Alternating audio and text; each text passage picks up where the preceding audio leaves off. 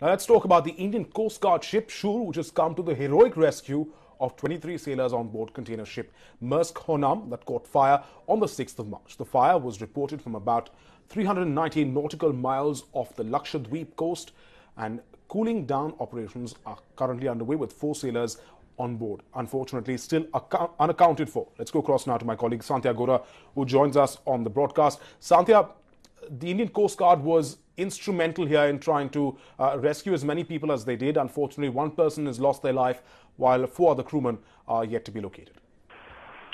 Yes, absolutely. An absolutely heroic act by the Indian Coast Guard. At around 3:30, the information was provided to the media that the fire was brought under control by the Indian Coast Guard. It was the 4th day of the fire. On 6th of March, the Maersk vessel, the Maersk ship, and there were more than 7,500 containers in that ship. It caught fire, and the biggest challenge in front of the Indian Coast Guard was to confine the fire, because there were flammable liquid and solid material in those containers. Oil was there in some of the containers, and that is why the fire was very quickly spreading from one container to the other container, and that's why the intensity of the fire was increasing every moment. So that was the biggest challenge in front of the Indian Coast Guard. There were 27 crew members on the board.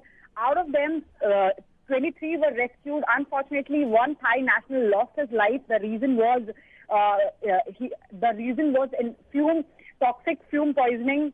And apart from that, 4 people are still missing. Their search operation is still going on, but the fire, thankfully, is brought under control by the Indian Coast Guard. Back to you. Well, absolutely, that's good news there to a certain extent. The fact that the fire has been brought under control. Unfortunately, one crewman lost his life, a Thai national, while 4 others are still to be located by the Indian Coast Guard. They're still hard at work there after all these days. Thanks, Santya, for joining us.